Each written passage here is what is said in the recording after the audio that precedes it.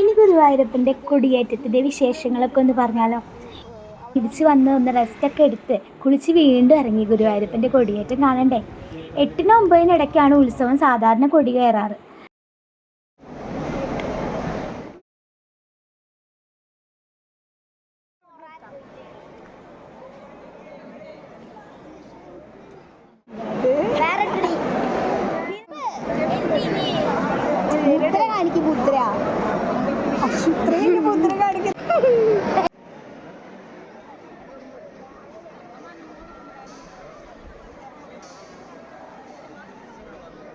അതിനു മുന്നേ ഒരുപാട് പൂജാവിധികളും ആചാരങ്ങളും ഒക്കെ ഉണ്ട്.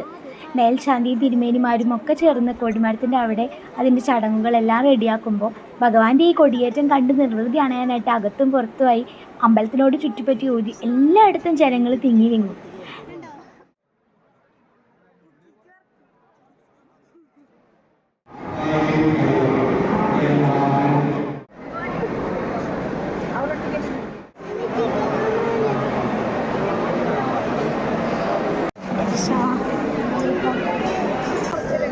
എങ്ങനെ അവിടെ ആകുമ്പോൾ താഴ്ത്തുനിന്ന് നിന്ന് കണ്ടിട്ട് പിന്നെ നിങ്ങൾ ഓടി പിന്നെ അവിടെ നിന്നല്ലേ അവിടെ ആകുമ്പോൾ ഇവിടെ താഴ്ത്തുനിന്ന് കാണാൻ എന്ത് ചെയ്യും? താഴ്ത്തുനിന്ന് കാണാൻ ചെയ്യണ്ട വല്ലവരെയും എന്തിരിക്കാൻ കക്കാം.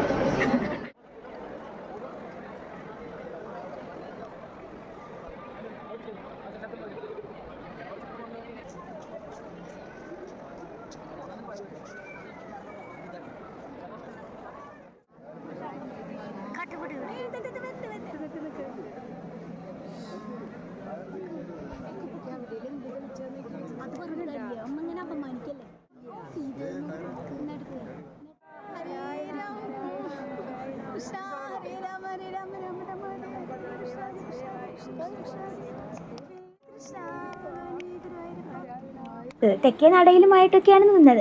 അങ്ങനെ ഭഗവാന്റെ ഉത്സവത്തിന് കൊടിയേറി. ആ ദൃശ്യങ്ങൾ പകർത്താനും സാധിച്ചു.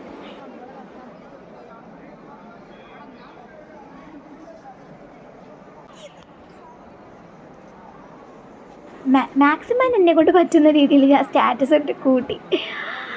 എന്നാലും കാണുന്നവരുണ്ട്. എത്ര സ്റ്റാറ്റസ് ഇട്ടാലും ഗുരുവായൂരപ്പൻ്റെ സ്റ്റാറ്റസ് കാണാൻ ആൾക്കാർ ഒത്തിരി ഉണ്ട്.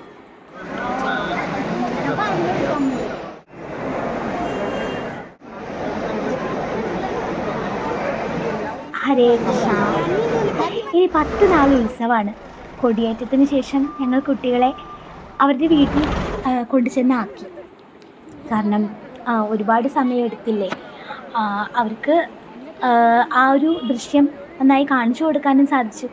കൊടിയേറ്റം കഴിഞ്ഞ് ആകെ ഒരു ഉത്സവ വൈബായിരുന്നു. കുട്ടിപ്പട്ടാളത്തെ അകത്തൊരു പ്രദക്ഷിണം വെച്ച് നേരെ പോയി കണ്ണൻ്റെ നേതിച്ചോറിനരികിലേക്കാണ്. ആ പ്രസാദം വാങ്ങി അവരെ സേഫാക്കി വീട്ടിലാക്കി. പക്ഷെ മനസ്സ് അപ്പോഴും അമ്പലമുറ്റത്തായിരുന്നു. ബോഡി മാറി നിൽക്കാൻ കഴിയണില്ല.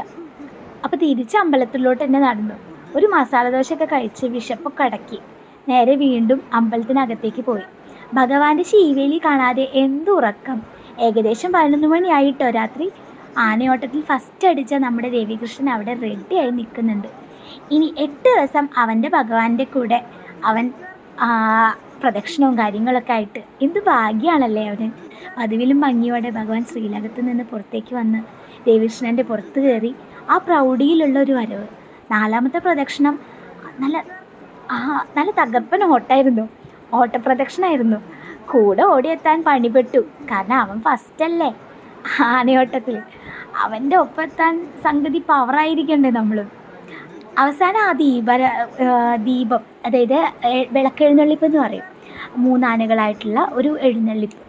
അതും കഴിഞ്ഞ് ഒറ്റയാന് പുറത്ത് ഒരു വലം കൂടി വെച്ച് ഭഗവാൻ തിരിച്ച് ശ്രീലകത്തോട്ട്.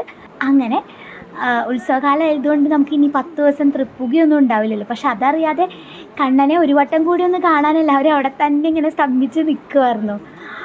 പക്ഷെ പെട്ടെന്നാണ് കാര്യം ഓർമ്മ വന്നത്.